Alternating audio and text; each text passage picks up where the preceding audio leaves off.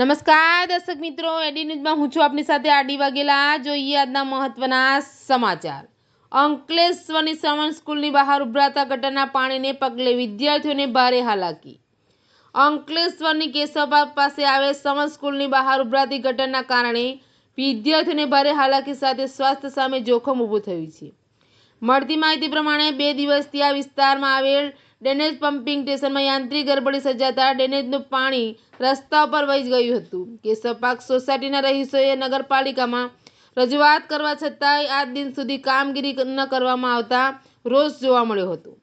Ankleshwar કેશવબાગ society વિસ્તારમાં આવેલી શ્રવણ સ્કૂલની પ્રવેશદ્વાર નજીક રસ્તા ઉપર ઉભરાયેલી ડ્રેનેજનું ગંદુ પાણી ફરી વળતા વિકટ પરિસ્થિતિ ઊભી થઈ છે।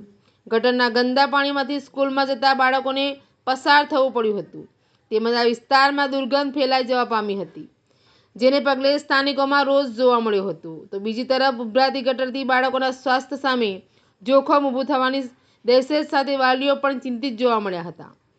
આ અંગે પાલિકા સત્તાધીશોને પૂછતા જણાવ્યું હતું કે 2 દિવસ અગાઉ રાધેપાક પમ્પિંગ સ્ટેશન યાંત્રિક ગરબડી ઊભી થતાં ડ્રેનેજ સિસ્ટમ ચોકઅપ થઈ પાણી ઓવરફ્લો થઈ જતા રસ્તા ઉપર ઉભરાયું હતું। જો કે મરામતની કામગીરી પૂરજોશમાં થઈ રહી છે અને સાંજ સુધીમાં પૂર્ણ થઈ જશે। તો બીજી તરફ સેનિટેશન વિભાગ દ્વારા દવાનો છંટકાવ અને સાફ સફાઈ હાથ ધરવામાં આવશે। એડીન્યૂઝ સાથે રિપોર્ટર જયેશ પ્રજાપતિ, અંકલેશ્વર।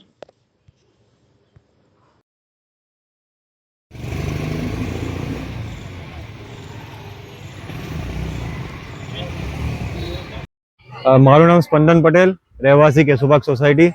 આજે છેલ્લા 4 દિવસથી આ શ્રવણ સ્કૂલની બહાર ગટર ઉભરાઈ રહેલી છે।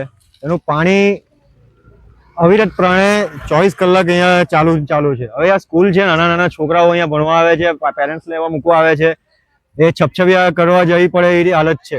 સ્કૂલ પ્રશાસને બી નગરપાલિકામાં ફરિયાદ આપી છે, આજુબાજુના રહીશોએ બી આપી છે।